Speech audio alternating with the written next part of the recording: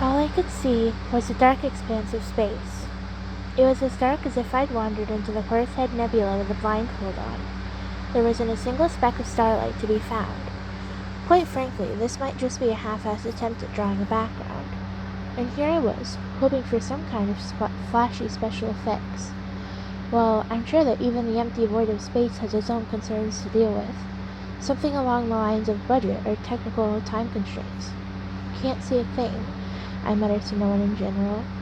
My display's been showing a black screen the entire time. I have to wonder if my monitor's broken. As I pondered my current location in deep space, a dot of light appeared on the bottom of my empty screen and began to advance, forcing me to comment. Hey, Haruhi, shouldn't you stay back a little more? Your flagship's a little far up. Haruhi's reply came as follows. Operations Officer, address me as Your Excellency. As Chief of the SOS Brigade, I hold the same rank as a General Field Marshal. I'm the top dog here. I didn't even get a chance to make a wisecrack about her use of Operations Officer and Your Excellency before someone else spoke up. Your Excellency, Intelligence Officer Nagato has reported that the enemy armada is behaving suspiciously. Your orders? Koizumi delivered his status report and Haruhi gave her reply. It doesn't matter. We simply charge. A typical Haruhi order, but nobody would ever follow it. Hell, nobody did, since we all knew that a frontal assault would get us torn apart like the Takeda cavalry at Tanegashima. Asahina had a worried look on her face as she raised her hand. What am I supposed to do? Mikuru, you're only getting away, so have your supply fleet go off somewhere else, since I'm not expecting anything from you. Kyon, you join Yuki and Koizumi in taking out their vanguard, and then I'll deliver the coup de grace with style. I really want someone to stop her. As I looked at my monitor to check the position of my fleet, part of the SOS Brigade Space Force. The 15,000 vessels under my command, dubbed the Kyon Fleet by Haruhi, were currently advancing toward the front lines in a position directly behind Her Excellency Haruhi Fleet. Then, the Koizumi Fleet was flanking mine, while our consistent and steady bastion, the Yuki Fleet, was way ahead of us scouting enemy movements. When I looked around for the Mikuru Fleet, which included the supply ships, I found that her shaky operation had left her lost from the beginning of the battle. Which way am I supposed to go? Asahina was practically squealing in bewilderment as she bumbled around like usual. Any direction works. Just show behind us, please. These ships may only exist on a screen, but I still don't want to see any harm done to something with your name on it. Suddenly, the monitor before me began to display a number of changes. Data from the scouts of Yuki Fleet had been linked to my fleet. My screen, originally a black void with the exception of the symbols marking allied fleets, now displayed the positions of enemy units Nagato had located. Stay back, Haruhi, I said. They've split their armada. I'm guessing they're searching for your position. The boss should behave accordingly and stay in the back lines. What did you say? Haruhi puckered her lips as she objected. You're gonna leave me out of this? That's not fair. I want to get in there and fire beams and missiles like crazy too. I ordered Kyon Fleet to advance at a brisk pace. Listen up, Haruhi. If your flagship is taken out, we lose. Look, the 4 enemy fleets brushing us are all chumps. The flagship and its fleet are given orders from the rear. Do you send your king rushing into an enemy when playing chess, especially when it's the beginning of a match? Well, you have a point. Haruhi had a sullen look on her face with a tinge of bruised ego. Her eyes were locked on me as though she were a cat asking for food. Well then, you guys take care of it. Find the enemy flagship and bombard away. We can't lose to these punks. We're absolutely going to win. Defeat will ruin the SOS Brigade reputation. And most important of all, I wouldn't be able to stand them lording it over us. Your Excellency, Koizumi immediately made his report. Intelligence Officer Nagato's Yuki Fleet has engaged the enemy vanguard. We will soon be entering battle. I must humbly request that Your Excellency withdraw to the rear and provide the entire force with tactical leadership. His voice sounded serious enough, but the smile on his face made it hard to believe he was sincere. Oh, really? Haruhi seemed to be very pleased by Koizumi's not very subtle attempt to suck up as she sat down in the brigade chief's chair with her arms crossed. The look on her face was what you'd expect from young officer straight out of the academy who'd been placed in charge of his rank, despite his inability to provide strategic leadership. I'm willing to listen to the advice of Chief Officer Koizumi. Well then, work hard, everyone. Turn those impertinent computer society freaks into riddled, smoldering smithereens. Our goal is total annihilation. We're going to smash them. I suppose that her being motivated to achieve total victory is a good thing, but you shouldn't forget that our opponents wanted this battle in space. Our enemy, the computer society, probably has the same aspirations as you do. And from what I've seen, the SOS Brigade's chances of winning were worse than the chances of the Imperial Japanese Navy at Leyte Gulf. There are no ifs in history, but assuming that you reran the scenario with equal numbers and equal forces on both sides, the IGN still would have gotten their asses handed to them. Shouldn't we just raise the white flag already? Well, I guess we can't really do that. I rolled up my sleeves and checked my screen again for intelligence on the enemy. Nagato's delivered again. She's provided us with data on the positions of virtually every enemy unit, with the exception of the flagship fleet. The responsibility for leading our forces to victory rested upon my shoulders, or, namely, upon my intellect and ability as a so-called operations officer. What to do? Well, then. I stared at the flickering LCD screen on my notebook computer as I tried to come up with a plan for producing the result desired by Commander Haruhi. But first, I should probably explain our current situation. When you reach a crossroads in life, it's usually beneficial to sort out your thoughts before you confuse yourself. That's what I'll do.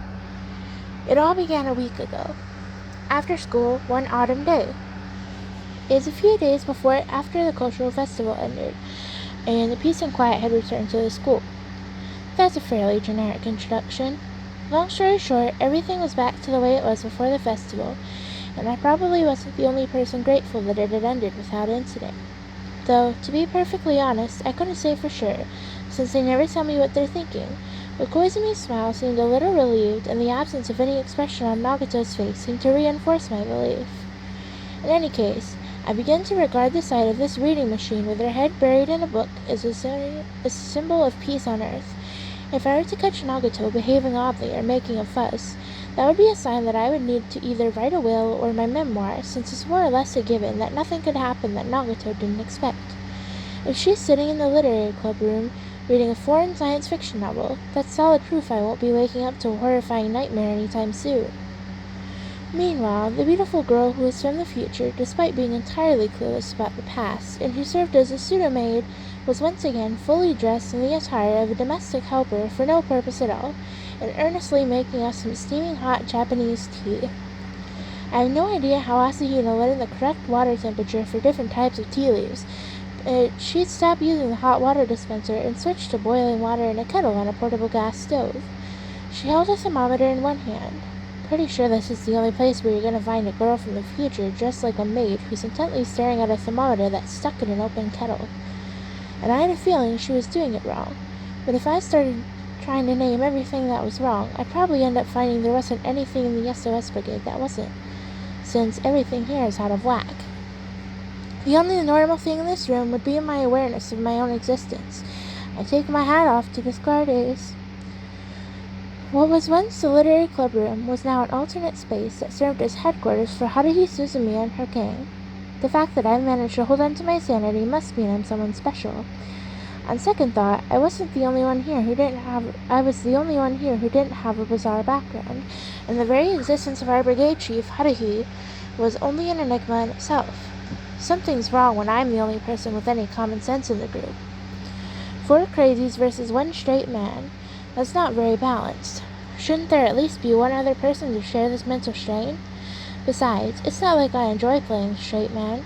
There are times when I'd rather not.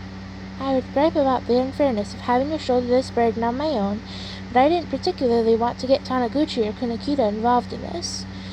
Not because I'd feel bad for them, but because they just aren't up to the task. I doubt they have the vocabulary or reflexes to stand against Haruhi. Come to think of it, the 2 of them are a bit nutty like Surya. Damn it all. Crazy is the new way to go? I crossed my arms and began moaning as if deep in contemplation. It wasn't that I was having trouble figuring out what my Next move should be in the game of Go I was playing with Koizumi. It wasn't very difficult to surround and take the majority of Koizumi's black stones.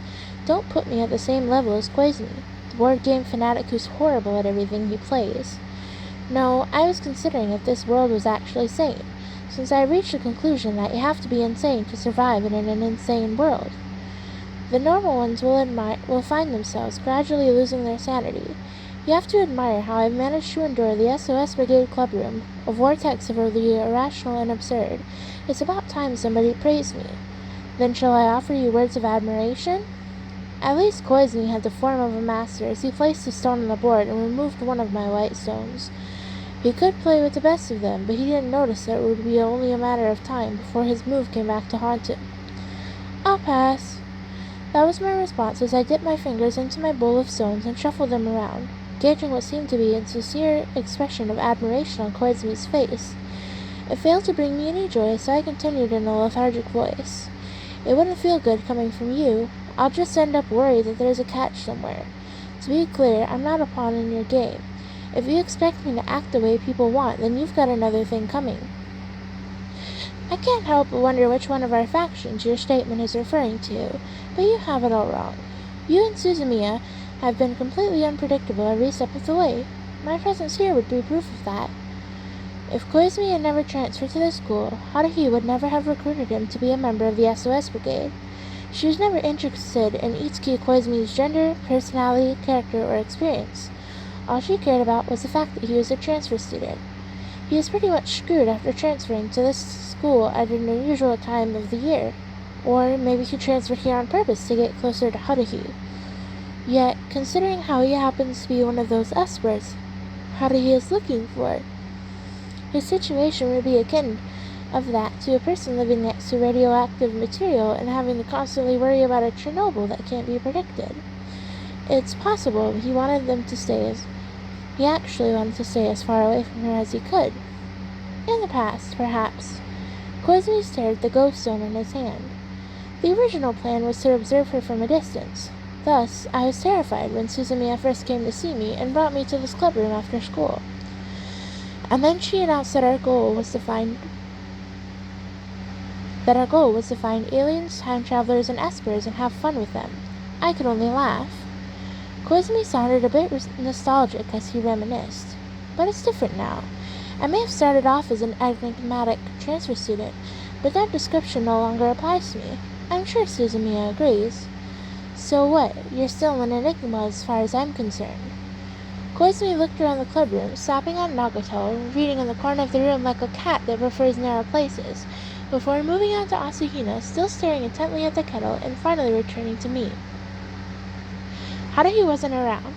She is on classroom cleaning duty. Otherwise, Koizumi and I wouldn't be relaxing here and having a leisurely conversation.